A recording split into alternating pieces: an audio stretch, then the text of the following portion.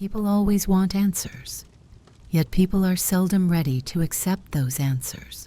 The problem is that sometimes the answers can be more disturbing than the unanswered question, and sometimes they only lead to more wondering.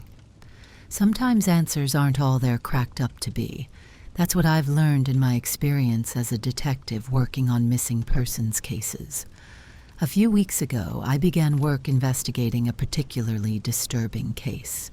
3 young girls had reportedly gone missing in the town's nearby woods, and their parents were worried sick. The disappearance was huge news in the small town. Search parties were out in full force.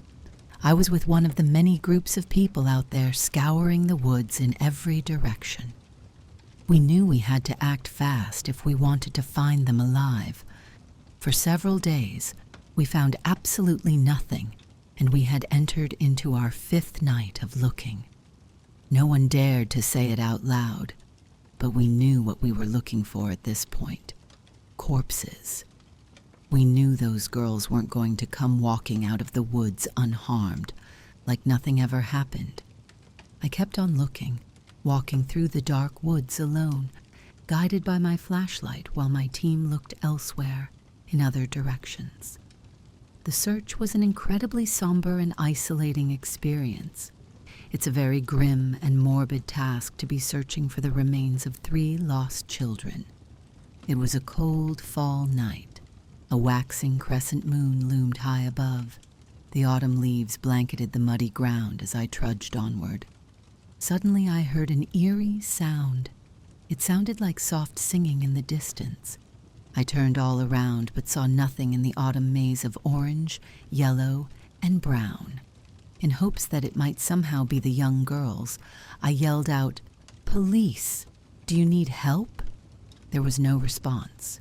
I sat there in silence for a moment before I continued walking. I noticed something very bizarre up ahead and went to inspect it. It was what I can only describe as an archway, made of sticks and leaves. They formed an oval the size that a person could walk through. The formation appeared to be naturally occurring rather than man-made. It looked like something someone might want to stage for a wedding or a photography shoot. It was like something out of an old folklore story. What happened next is beyond comprehension. A small creature walked by me in the darkness, moving in a dancing motion as it went, and humming a peculiar tune. It moved into the view of my flashlight, and I could see that it appeared to resemble a very small old man with a long whitish-gray beard and a maroon pointed hat. The creature casually walking along looked identical to any gnome you'd see in a generic fairy tale depiction. Seeing something so cartoonish, but yet there right in front of me in real life, was very surreal, uncanny, and disturbing. This couldn't be happening. I couldn't believe what I was seeing. I felt like I was losing my mind. I watched as the mischievous little gnome skipped along towards the wooden archway. With a laugh, he walked through and disappeared completely before my very eyes. I was shocked to be really experiencing this. My entire conception of reality was shattering. Had I somehow been drugged? I wondered. This was something beyond what tiredness could explain. I approached the mysterious arched formation and studied it closely. It was just made of sticks and leaves, nothing special. I put my arm through and held it there for a moment. Nothing at first, but then it started to slowly feel a bit numb. I took it out and stared at the archway once more. The feeling soon returned to my arm. Am I actually considering this? I thought. With an abundant lack of explanations for what I just saw, I decided to risk whatever danger I might face by walking through this apparently mystical archway. Feeling a bit silly, I took a deep breath and walked carefully through the natural oval stick structure. Suddenly, my mind was in a daze.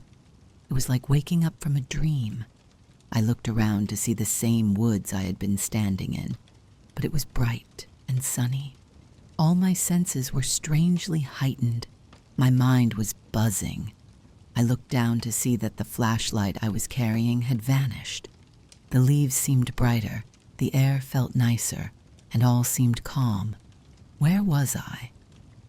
I looked around, and that's when the little creatures came in, appearing from behind the nearby trees. There must have been about 10 of them. The gnomes were smiling as they danced around in a circle, laughing and singing an oddly familiar song. One of the gnomes walked up to me and began to mischievously dig through my pockets. He found the change I had in there and stole a single quarter. He lifted the shiny silver coin up in the air, and it reflected the sun burning brightly above. He let out a tricksterish laugh, put the quarter in his pocket, and joined back with the others in their dance. I had no idea where I was, what I was witnessing, or how to react to any of this. Suddenly, the gnomes all took off and ran further into the forest. I chased after them. Running through a narrow opening in the dense section of brush, I was greeted with a disturbing new environment and the intense feeling that something was horribly wrong. I found myself standing within a large ring of trees deep in the woods.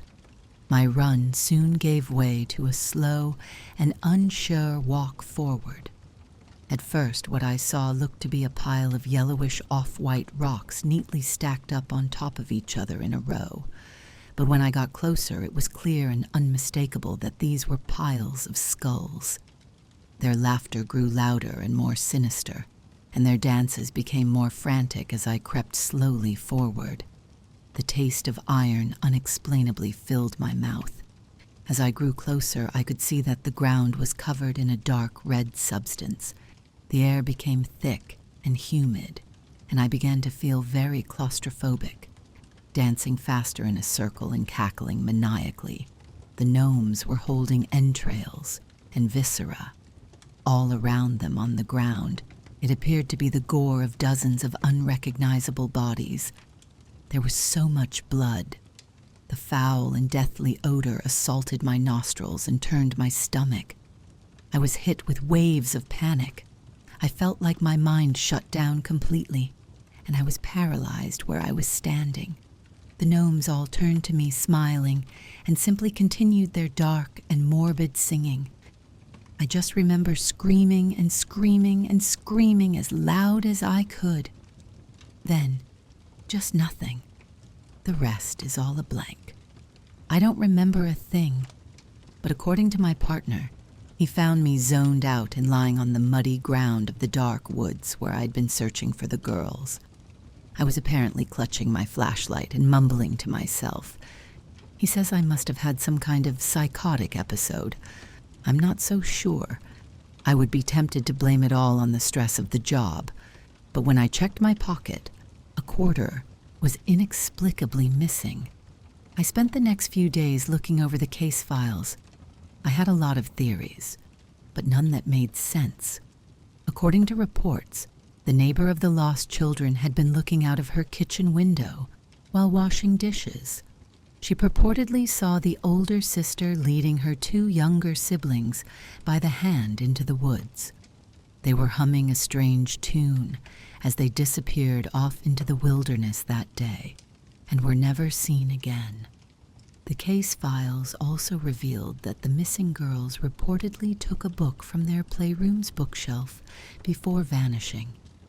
It was a children's fairy tale book with bright, happy illustrations of gnomes dancing through the forests. It was called The Friendly Sunshine Gnomes. I can still hear their odd singing in my mind at times when I'm alone.